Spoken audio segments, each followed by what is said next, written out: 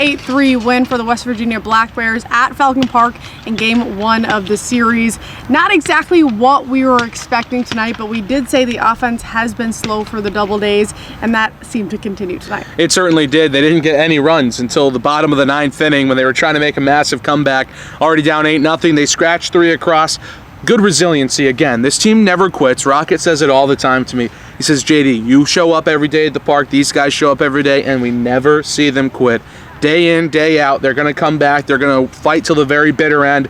Today it just wasn't enough. 8 runs for West Virginia, and really it all unraveled in the 7th inning when West Virginia scored 5 runs in 1 inning on the combination of Trey Turner, who made his first appearance with the Doubledays this year, and Jordan Bacco, who came on in relief of him after Turner walked the bases loaded and then walked in the first run of that inning. 5 runs in that inning, eventually just too much for the Doubledays to handle.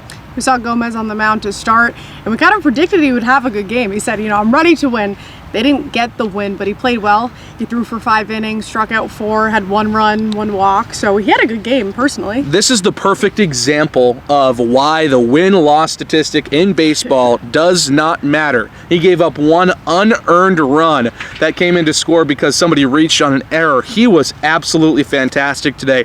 By far the best performance we have seen from him this season. It wasn't a ton of strikeouts. He had like 4 or 5 strikeouts in this ball game, but he didn't need the dominant stuff. He put them down in order a couple of different times on weak contact. Rafael Gomez, the epitome of why wins and losses don't matter, because you look at Rafael Gomez, he gives up 1 unearned run. Then you look at Trey Turner, he gives up 5 earned runs, but because the Doubledays never came and took the lead after the original lead was taken by West Virginia, unfortunately Rafael Gomez gets the loss.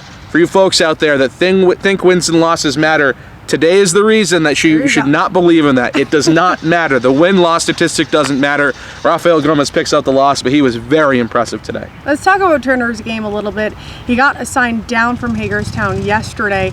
Really seemed to struggle a little bit. What were the key points there? He was fine through his first inning of work. He went down and shut down the West Virginia attack in the 6th inning, coming in on relief, the first man out of the bullpen for Rafael Gomez, the starter, and then the command just kind of unraveled there in the 7th inning. This is a guy that throws really hard. He throws hard and he's not all that tall. So that says a lot about the kind of torque and the kind of action he has in his motion that allows him to throw with that higher velo. The velo just got a little bit away from him today. He missed with a lot of pitches out of the strike zone. The good thing for him, even though he had the 4 consecutive walks, he got most of those guys into 2-strike counts. So he was just inches away from getting out of innings and getting outs, but eventually he couldn't put it all together. It was just a command issue today for Trey Turner. All right, we haven't done it in a little bit, so let's put the Rocket cap on.